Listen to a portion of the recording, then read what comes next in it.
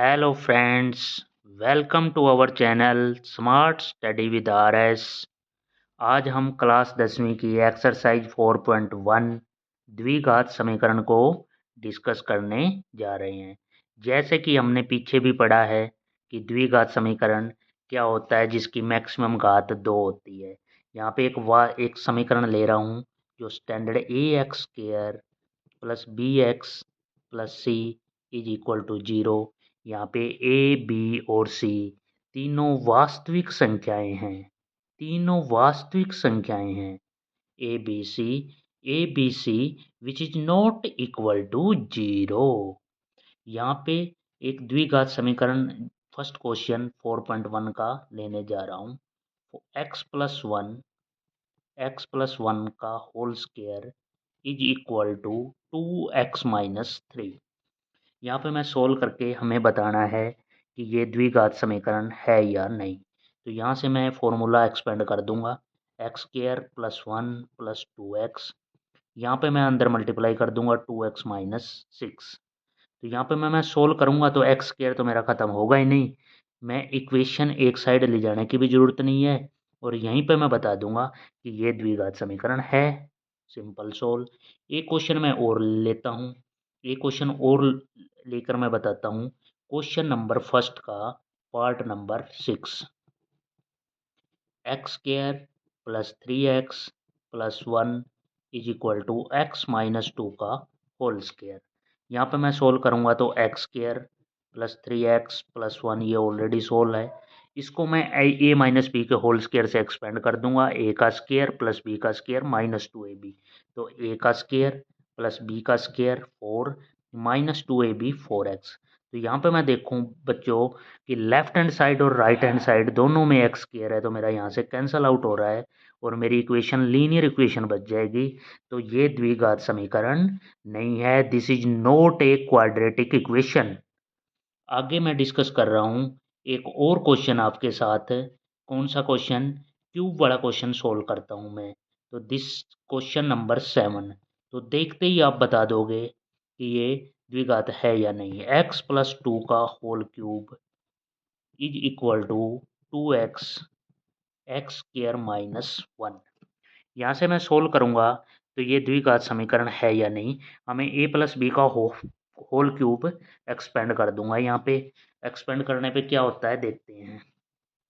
a³ x³ + b³ 2 का cube 8 + 3ab 3ab 3 × 2 × 6 x + 2 is equal to अंदर multiply से solve करेंगे तो ये हो जाएगा 2x³ - 2x।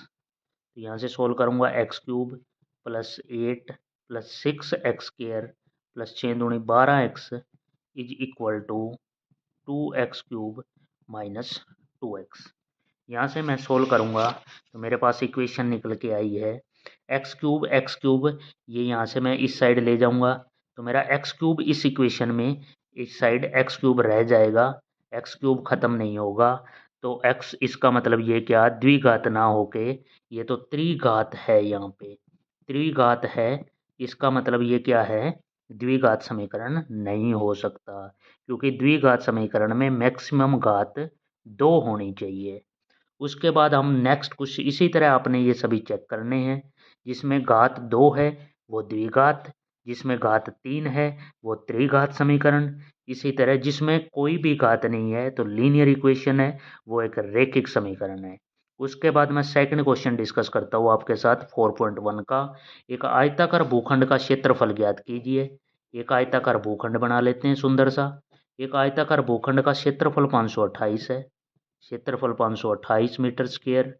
उसके बाद क्या कह रखा है कि क्षेत्र की लंबाई चौड़ाई के दुगने से 1 मीटर अधिक है। क्षेत्र की लंबाई इसके दुगने से 1 मीटर है तो मैं इस क्षेत्र की लंबाई जो चौड़ाई मान लेता हूँ x और क्षेत्र की लंबाई क्या होगी दुगने से भी 1 अधिक तो 2x + 1 ये इसकी लेंथ होगी 2x + 1।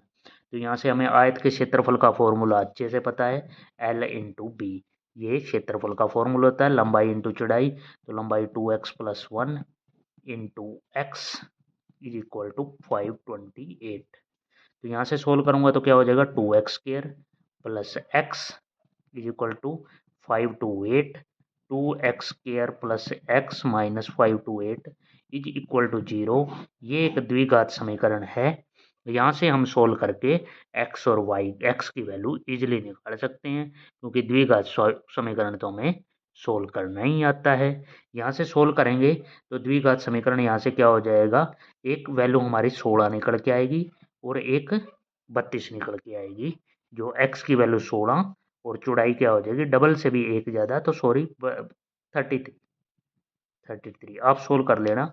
16 और 33 आएगी, 16 इंटू 33 करेंगे तो 5 to 8 हो जाएगा। सेकंड क्वेश्चन है, ये फर्स्ट है, दूसरे का ही अगला समीकरण आपको मैं यहाँ पर बना के दे दूंगा, कोई दिक्कत नहीं है कि दो क्रमागत संख्याएं, क्रमागत का मतलब क्या है, लगातार संख्याएं।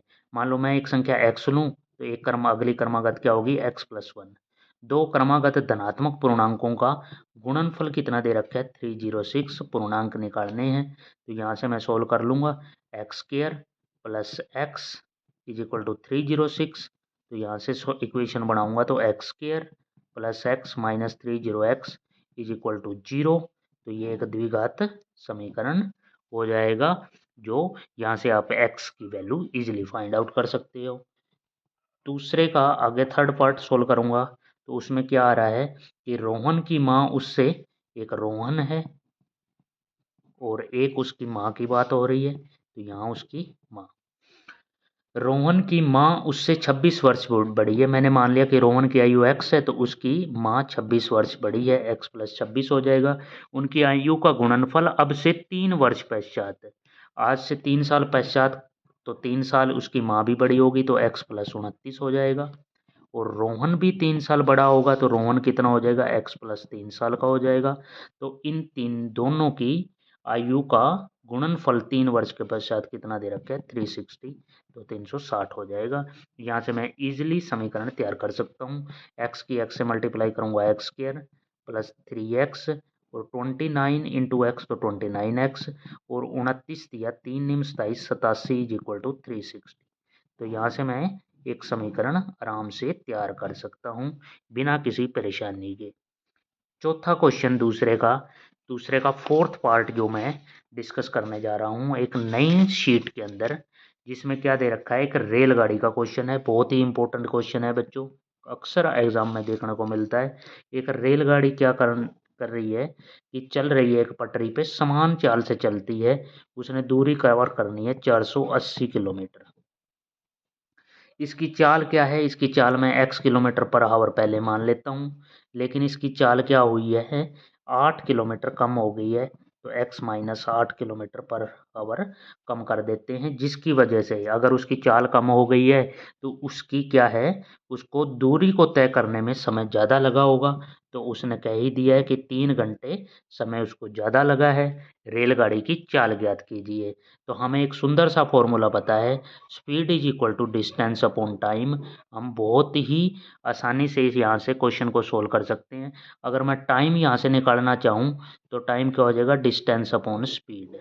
तो वो यही फॉर्मूले को ही आगे एक्सपेंड करना है, डिस्टेंस अपॉन, अगर मैं 480 किलोमीटर की दूरी अगर x माइनस 8 से चलूँ और 480 किलोमीटर की दूरी अगर मैं x की स्पीड से चलूँ, यहाँ पे क्या हो गया बच्चों, डिस्टेंस अपॉन स्पीड, तो टाइम हो जाएगा ये भी, डिस्टेंस अपॉन स्पीड ये भी टाइम है, और टाइम का डिफरेंस कितने का आया है, स्पीड कम होने के बावजूद 3 घंटे का डिफरेंस आया। तो यहाँ से एक इक्वेशन ये बन जाएगी 480 और x माइनस 8। यहाँ से मैं आगे थोड़ा सोल्व भी कर देता हूँ।